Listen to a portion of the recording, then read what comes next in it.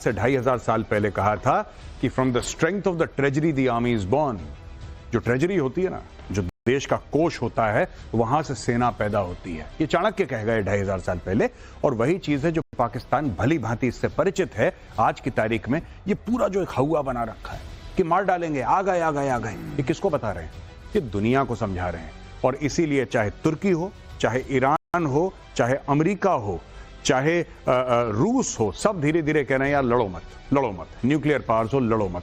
यही पाकिस्तान चाहता है। पहले हमला कर दिया, पहले पहलगाम में टेरर अटैक कर दिया, अब उसके बाद हाय हाय कहता हुआ पूरी दुनिया में घूम रहा है पाकिस्तान। और ये जो अमेरिका की भी बातचीत हुई है हिंदुस्तान से, पाकिस्तान से, ये जो वहां के मंत्रियों की बातचीत यहां चल रही है, ये क्या, इससे ये दिखाता क्या है? क्या असल में रिस्ट्रेंट की बात भारत से अलग, पाकिस्तान से अलग, अलग अलग संदर्भों में की जा रही है, ये भी समझेंगे। लेकिन पाकिस्तान में हमले की आहट से दहशत है। ये खबर देखिए, पाकिस्तान के होटलों में लगाए जा रहे हैं सायरन। 29 शहरों में चेतावनी के सायरन लगाए गए हैं। खैबर पख्तूनख्वा, पेशावर, एबटाबाद में बज रहे हैं सायरन। ये सायरन तो यहां लगाए जा रहे हैं गौरव, लेकिन पता ये चला है कि बंकर में जो लोहा लगाया जाता है, वो लोहा चुरा चुरा कर ले गए हैं। तो वहां तो बंकर में छिपने लायक भी नहीं बचे हैं ये लोग। नहीं तो बहुत पहले जो अंग्रेज रेल की पटरी छोड़कर गए थे, इन्होंने हजारों किलोमीटर रेल की पटरी बेच दी है। इन्होंने ट्रेन के इंजन बेच, आप समझिए चलता फिरता ट्रेन का इंजन खड़ा हुआ है यार्ड में, भाई वहां से काट काट के ले गए ट्रेन का इंजन। तो ये तो कुछ भी नहीं है, बंकर का लोहा आप बोल रहे हैं। तो वहां पे तो ये सायरन जो लगा रहे हैं बच जाएंगे टाइम पे? मुझे नहीं लगता। सायरन चुरा के बेच देंगे पाकिस्तानी, बिकॉज ये उनका एक कैरेक्टर है, नेशनल कैरेक्टर। ये आप कह रहे हैं ना कि सरिया चुरा के ले गए, हाँ। ये सरिया सिर्फ चुरा के नहीं ले गए, ये कई सारी चीजें हैं। ये एयरपोर्ट का फेंस चुरा के ले जाते हैं।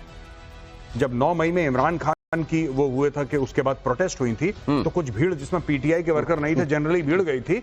वहां पे क्वेटा एयरबेस के आसपास जो फेंस था, तो उन्होंने लगा कि ठीक है बहती गंगा में हम भी हाथ धो लें।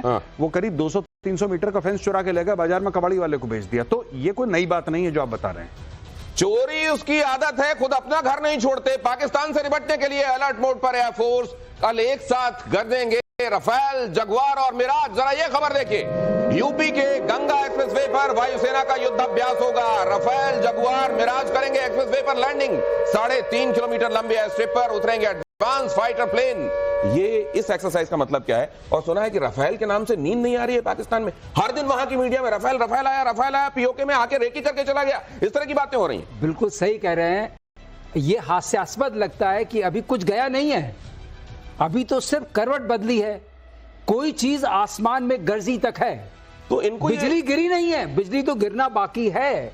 और ये जो आप पूछ रहे हैं एक्सप्रेसवे में जो हम एक्सरसाइज कर रहे हैं, ये पहले हमने यमुना एक्सप्रेसवे पे की थी।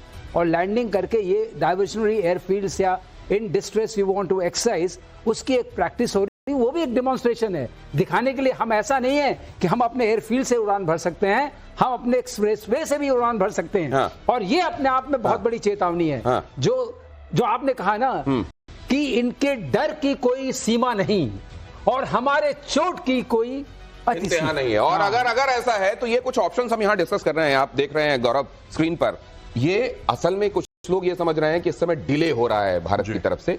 ये डिले हो रहा है क्या, नंबर 1, या ऑलरेडी काम शुरू हो चुका है और इसको जो डिले के तौर पर देख रहे हैं वो डिसेप्शन में है?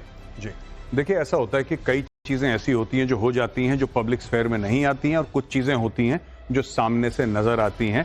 मुझे ऐसा लगता है कि सरकार, और मुझे विश्वास है, सिर्फ लगता नहीं है, मुझे पूर्ण विश्वास है कि सरकार ने काफी कुछ ऑलरेडी कर दिया है। Things are in motion. और अचानक एक दिन सवेरे उठेंगे तब पता लगेगा कि बीती रात ये हो गया। सर्जिकल स्ट्राइक्स के साथ भी यही था। जब बालाकोट हुआ किसी को कुछ पता नहीं था। इनफैक्ट इतना सीक्रेट कि फौज के अंदर नहीं पता था कि सर्जिकल स्ट्राइक्स होने वाली हैं। बहुत कम लोगों को पता था। और इनफैक्ट इंडियन आर्मी में सीनियर लीडरशिप के काफी हिस्से को नहीं पता था। जो लोग रेलेवेंट थे सिर्फ उनको पता था। तो अगर आप मिलिट्री स्ट्राइक करते हैं, अगर आप एयरफोर्स का इस्तेमाल करते हैं, नेवी, आर्मी का, जो लोग रेलेवेंट हैं उन्हीं को पता होंगे। हम लोग न्यूज मीडिया से लेते हैं। मीडिया क्या, यहां पे जब मैं कह रहा हूं, उस दिन हम INS अरिहंत के बारे में बात कर रहे थे, मैंने बोला था कि नेवी तक वालों को नहीं पता होता कि अरिहंत कहां पे।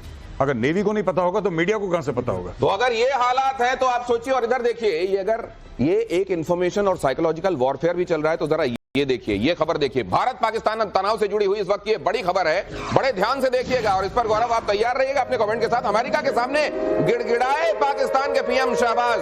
अमेरिकी विदेश मंत्री से शहबाज ने गुहार लगाई, भारत को रोके अमेरिका। शहबाज शरीफ ने कहा। विदेश मंत्री मार्को ने एस जयशंकर से भी बात की, हमारे विदेश मंत्री से, और इधर से कहा गया कि हम हमलावर और साजिश करने वालों को छोड़ेंगे नहीं। एस जयशंकर का ये जो ट्वीट है गौरव, आपको मैं चाहूंगा कि इसको पढ़ें, और ये भाषा क्या है जरा इसमें बिटवीन द लाइंस क्या है वो भी आप बताएं। Discuss the Pahalgam terrorist attack with US Secretary Rubio yesterday. Its perpetrators, backers and planners must be brought to justice. देखिए साहब, ये एक बहुत बड़ा स्नब है अमेरिका को, क्योंकि अगर आपने मार्को रूबियो का बयान पढ़ा हो या देखा हो, वो कह रहे हैं कि आप लड़ाई मत करिए, डी एस्केलेट करिए। मार्को रूबियो ने क्लियरली बोला डी एस्केलेट करिए, लेकिन उस मीटिंग के बाद, उस बातचीत के बाद, जो कि एक फोन कॉन्वर्सेशन हुई है, उसमें डॉक्टर जयशंकर ट्वीट करते हैं कि हमने पहलगाम का टेररिस्ट अटैक मार्को रूबियो के साथ डिस्कस करा है, और फिर यहां पे देखिए, यहां पे फुल स्टॉप है, हमने आपसे डिस्कस कर दिया, ये एक कहानी खत्म हो गई।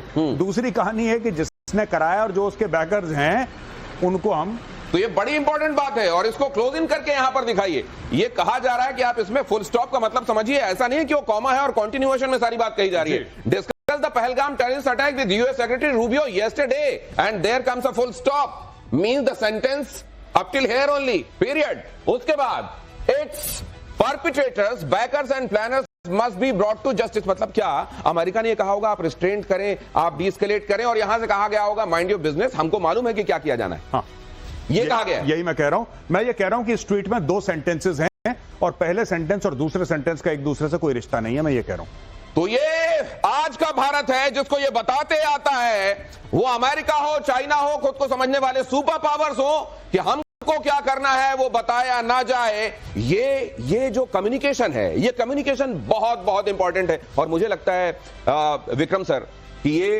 कम्युनिकेशन के मामले में अगर हम देखते हैं कि पड़ला किधर, एस जयशंकर के आगे, तो मुझे लगता है कि पाकिस्तान एकदम ही भूसा दिखाई देता है मुझको, दिमाग के मामले में, कम्युनिकेट करने के मामले में, डिप्लोमेसी के मामले में।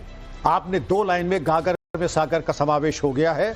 एस जयशंकर साहब ने जो फरमाया है उसमें सभी कुछ समाहित है। बिस्मार्क ने कहा था, right politely, speak diplomatically, one observes the rules of politeness even in the declaration of war. युद्ध की घोषणा में शिष्टाचार का, हम लोग पाकिस्तान की तरह थोड़ी ही हैं कि हम उतर आए गाली गलौज के ऊपर, लेकिन आप कहाँ देखें, एस जयशंकर परिमार्जित, परिष्कृत भाषा, संतुलित भाषा, और पाकिस्तान की भाषा ले लीजिए, उनके मेंबर्स ऑफ पार्लियामेंट की भाषा ले लीजिए, वो तो गाली गलौज में लगता है अंताक्षरी के पारंगत गोल्ड मेडलिस्ट हैं, और यहाँ हमारा सामान शिष्टाचार। सर वहां एक शब्द बड़ा यूज हो रहा है, मैं वहां की मीडिया में, खासतौर से प्रिंट मीडिया में क्या इस्तेमाल हो रहा है वो देख रहा हूं। गौरव, एडवेंचरिज्म बहुत इस्तेमाल करते हैं, वो क्यों करते हैं ये भी आप बताइएगा, लेकिन उससे पहले जरा ये देखिए, हाफिज सईद, मसूद अजहर, इनको किसी जैसे कहीं पर अगर कुछ होता है मां को दिक्कत होने लगती है ना, अपने बच्चों को लेकर छिपाने छिपने की स्थिति आ जाती है। देखिए कितना वात्सल्य उमड़ रहा है इन टेररिस्ट के लिए। आतंकी हाफिज सईद की सुरक्षा को लेकर पाकिस्तान बेचैन है। पाकिस्तान ने आतंकी हाफिज सईद का ठिकाना बदला, लाहौर की सुनसान कोठी से आबादी वाले इलाके में शिफ्ट किया कि अगर कहीं कोई एक्शन हो तो कम से कम आबादी को देखकर शायद एक्शन लेने वाले सोचें। हाफिज की सुरक्षा में पाकिस्तान ने एसएसजी कमांडोज लगा दिए। अब आप देखिए, टेररिस्ट को बचाने के लिए, टेररिस्ट को सहेज कर रखने के लिए पाकिस्तान हमेशा कितने जतन करता है देखिए, और फिर कहता है कि नहीं हम तो खुद आतंक के सताए हुए हैं। ये एक तरफ किया जाना, और ये हम यूं ही नहीं कह रहे हैं, ये जब आप देख रहे हैं तो अब जरा कुछ